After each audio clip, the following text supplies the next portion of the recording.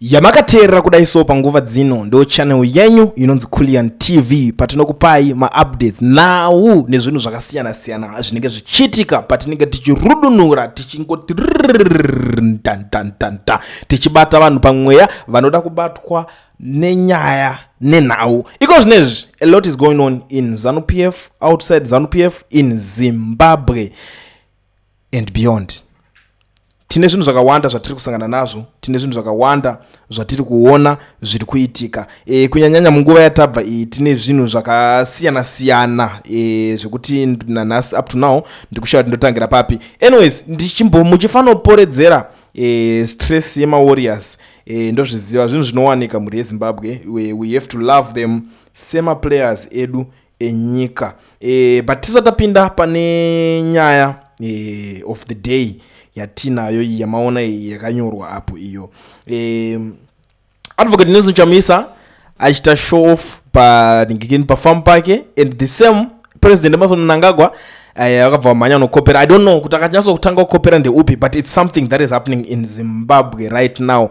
And the Zimbabwe Republic Police vari kubuditsa ningirikini zvinhu zvakaitika festive season ma-accident statistics kubva musi wa 15 kusvika musi wa 26 December. Vari kutaura kuti zvoni mutsaona umu kaumu mune zvinhu zvakaitika, kufiwa kwakaitika. Pa total road traffic accidents pari kutarisirwa kuti pakaitwa kubva musi wa 15 kusvika musi wa 26 panapa tikona kuti 1211, and kubva musi wa 15 kusvika musi wa 26. Okay, these are two different nigirikini, right? Number yakamira kadai so pa road nigirikini pane number of fatal accidents we have 65 ndo angari serious, right? Number of people killed we 77, number of people injured we 401. You see, so mamirira akaita chinhu anenge akazomira pakuti number of people killed takuda kutarisa nemamirira zvakaita madrivers takarasikirwa ne10 ndikura kuti 10 madrivers vakafa, mapassengers 44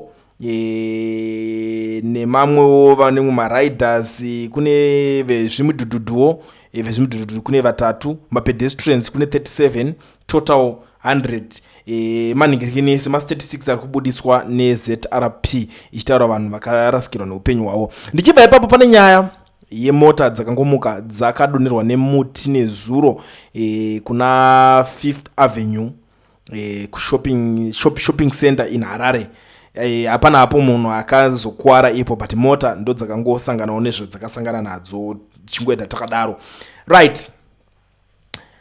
Pane imwe information yandiri kutambira panapo parakunzi some employees at the Zimbabwe Parks and Wildlife Management Authority went unpaid during the 2025 festive season, marking a rare salary delay in 7 years. Reports say Zimparks spokesperson Tamirashe Mudzingwa confirmed the lapse, attributing it to partial delays and assuring that outstanding wages were being processed. Workers described the unpaid holiday as financial distressing. The incident comes despite a reported 10% rise in tourism revenue, which reached 922 million by September 2025. But I don't know what is happening, because recently tatiri kutaura nyaya imwe yeku AMH ndo imwe nyaya yanga iri kunyanya kunetsa Sterek, nyaya yeku AMH here. But yeku AMH I believe kuti it's a topic for another day.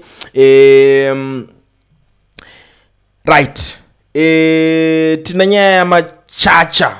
I think let me quickly go pane nyaya ya Machacha, then tozopedzisa nyaya yemumwe munhu weopposition achitaurawo mafire ari kuita zvimwe zvinhu zviri kukwanisa kunge zviri kuuraya vanhu. Nyaya yekunikirana because mumwe munhu unongoziva kuti mumwe munhu achangoti ZANU vati dine gods, right? ZANU-PF Commissariat Department respond to Pasina Wako rant on social media.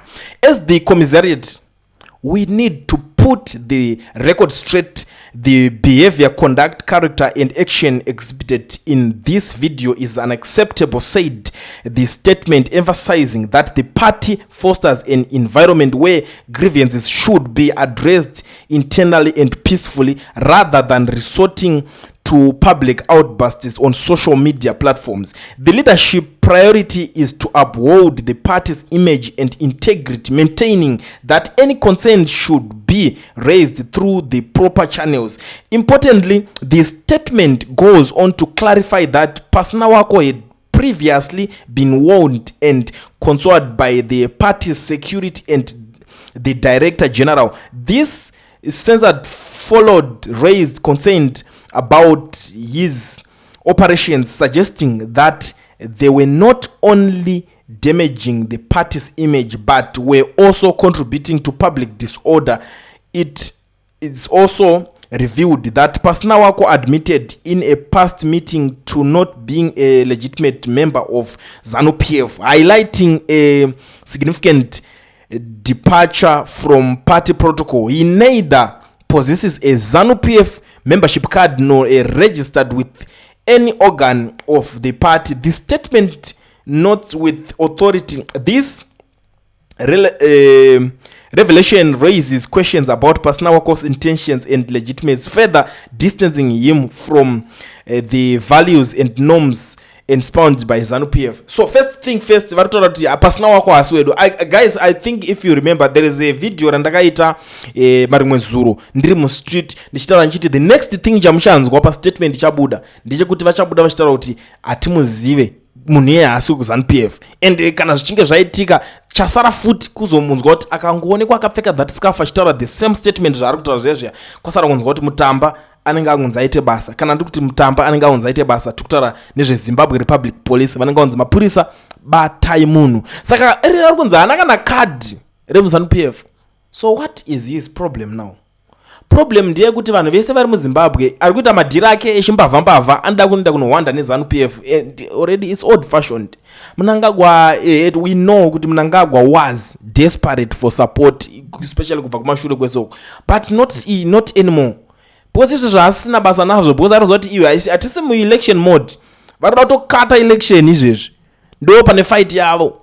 Their issue kuziva kuti isusu handi vada kugadzira their 2030 agenda, ndokune kwatone ziso ravo. Saka zvekuswera muchanzi muchada kuswera muchirwana down opposition, they are busy fighting nenyaya dzevanhu zvema-human rights. Chinchi vaneta nazvo izvozvo nzi ma-violations awandisa ema-human rights. Kobuda umwe munhu achitaura kuti munhu wese ari kungonzi abuda achitaura zvakashata achishaudha mukuru wenyika tiri kuzomudai so todai so, which is nonsense. So ana Machacha ava ndo vakuru vakomana vecommissariat department ndo national chairman vekuti pakada kuitwa something like recently makanyatsoona power ainaro mupati imomo pakanzi tungwara rapinda mucentral committee. Machacha ndobva ati amira timbo nullify zvaitika zvikozi hatisi kuzvitemba, hatisi kutrusta kuti process iyo yafambiswa zvakanaka, because panga pachifanira kunge papinda munhu wechikadzi and achibva kuchipinge side. So simba iroro rana Machacha vanaro mupati rekumisa vanhu, even ndokutotaura kuti ichi chingava chiaffiliate or chigroup of whatever kuti chimiswe. They've got that power, but these guys vanongobudikira from nowhere votanga kutaura zvinhu zvavanenge vachida kungotaura without knowing kuti ZANU-PF yacho inenge ichimboita zvinhu zvayo sei. So vari kuziva kuti this guy is a disgrace, embarrassment, vakuru chaivo chaivo, vakuru veembarrassment, vakuru vezvinyadzi, kunonyadzisira vakomana vekuti tinonyadzisira, that's who they are. Saka ZANU-PF haidi kutamba navanhu vanenge vachiita se vachizoinyadzisira kuti izotanga inonyara kuzoonekwa kune vanhu kuti these guys look what they are promoting. Havadi kunzi vari kupromota zvinhu zvakadhakwa, vanoda kunzi ivo vari kutopromota peace since they are already the ruling party. Vari kuti isusu ruling party hapasina kuti nyanya kupinda munhu uchida kunoita meno zviri extra what. Saka ndopanzi department ravo rini munhu ari kupandukira nhingino yenyika, haana kuziva kuti ndo vanhu vacho veZANU-PF vari kutokontrola ZANU yacho. Saka hatingoti game over, this is the end of the road. Kune mukomana wayo kuti the anti-presidential what changosara akutongetawo maskits ake on social media. Chasara kunzwa kuti akabata munhu ndiye achabatwa, iye akonzi ndiye achasungwa, ndoko chasara kuenda chinhu chacho, because you can't operate pamazvinhu zvemuZANU-PF usina card. Ameno handizive kuti metse yacho vanoifambisa sei vakomana, but it's something that they have to know. you can't operate usina card, was member of the party. Wautombotanga utonzi tanga uita member of the party, the next thing enda kuchitepo school of ideology wotanga wadzidziswa nigirikini yacho list racho ratokura and wanga mutarisa unotoona kuti ane munhu wekuti ane usimbi wekuti adzifambire nyaya dzacho. Right, muri Zimbabwe ndichibva ipapo regedzai ndingokuzivisa isi ndingokuratidza something ndisati ndarowa pasi zvangu, but I think yenhingirikini ndozokutaurirai, but regai titangire neine. Pane muchinda uyo ari kunzi Achimudzengi, a well known opposition politician, uyo akarecorda this video achitaura asati afa, ndo zviri kutaurwa panapa according to this article. Pari kunzi Achimudzengi, a well known opposition politician, recorded this video before his death. Saka ndopa akataura kuti inini zvangu ari kubhelieva kuti he was poisoned.